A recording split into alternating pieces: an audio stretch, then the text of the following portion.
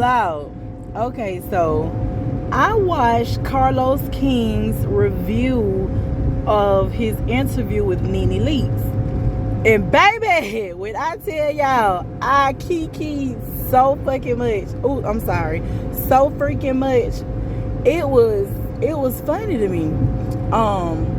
You could tell that Carlos, he felt like he did his big one. Like, he was proud of himself, as he should have been. He's not one of my favorite producers around here, but he did a good job with NeNe Leakes' interview. A couple of things I want to speak on about his review is he spoke on egos, right? And he defended NeNe having an ego at a certain point in time in her career. And oftentimes we look at people, well, I know I do. I look at people with egos like, girl, boy, you better humble yourself. Like, anything can happen, which is true. However, what he said made a lot of sense because Carlos got an ego too. So he's going to defend it. But what he said made a lot of sense. Like, when you're working, or not even if you're working super hard, like if something changes in your life and it puts you in a position to where you're doing more and earning more and you're at a higher status and it's new for you, you do begin to feel yourself. And there's really nothing wrong with that. It's nothing wrong with being proud of what you've become and what you've accomplished, as long as you don't look down on anybody.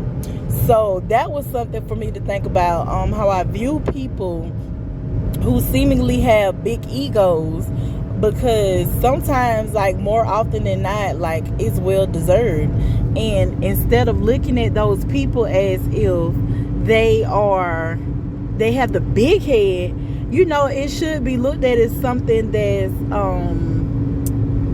kind of like a pushing front for you, like something you should want to work towards, and you know, like it's something that, you know, should encourage you to work harder and to, you know, put your best foot forward to get to that position as well. Kind of like Carson when she went to Stormy's house, you know how she was just so, oh my God, like this is, Stormy's house is amazing. Yeah, kind of like that. It should put you in that position. He spoke on Robin Dixon being upset about NeNe calling her starless. Well, Robin, you are a bit starless. You are unforgettable. And you are very, very fake. Like, let's be real. But just like he said, when you're out in the forefront like that, you're going to be talked about. You're going to be spoken on. So being upset about it is kind of weird. It is very much so weird that she would be upset about people speaking about her. But it's only upsetting when they speak negatively. And that's with everybody. Don't nobody want them talking. No, nobody want anybody talking trash about them. But let's just be honest. It happens, right? It just happens. Another thing that he spoke on were the ratings. And baby, that made it only worse. When he was like, the Bravo ratings aren't live ratings. They go off a week basis.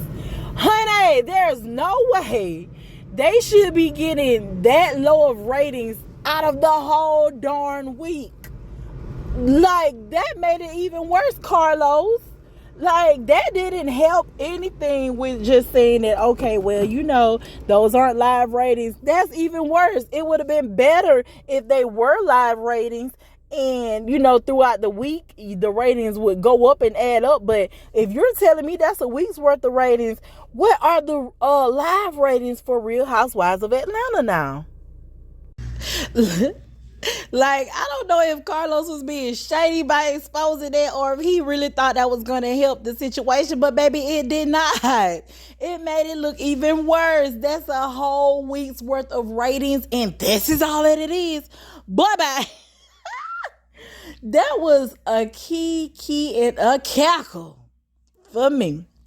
But overall, I enjoyed listening to him do his review on the NeNe Leakes interview, and towards the end he was asking who all he should interview, and they were throwing out names of people he said he already interviewed, and he was like, go on my channel and watch, go and look. Baby, those people don't want to go look at them old interviews. I don't care if they are a week old, honey.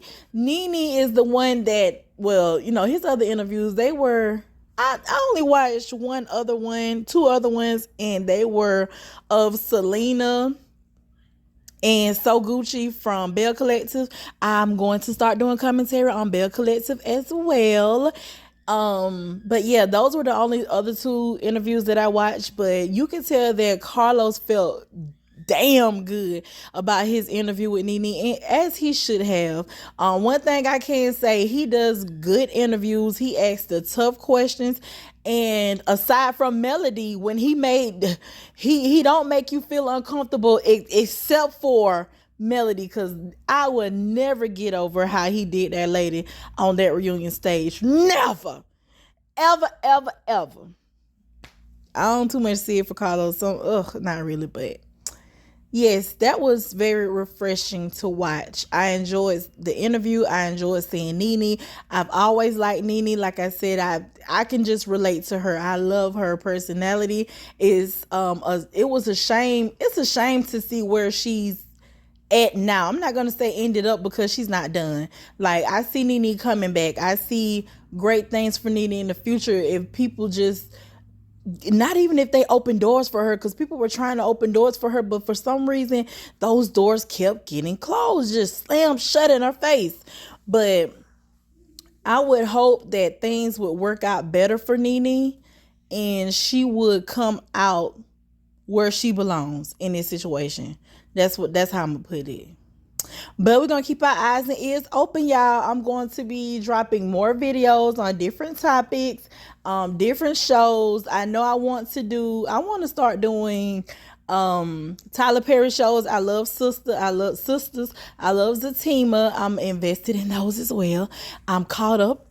So I think I'm gonna add that to my roster. I gotta get a schedule of what day I'm gonna drop which videos, but I'm getting it together. We're still growing here, so work with me. Okay, bye.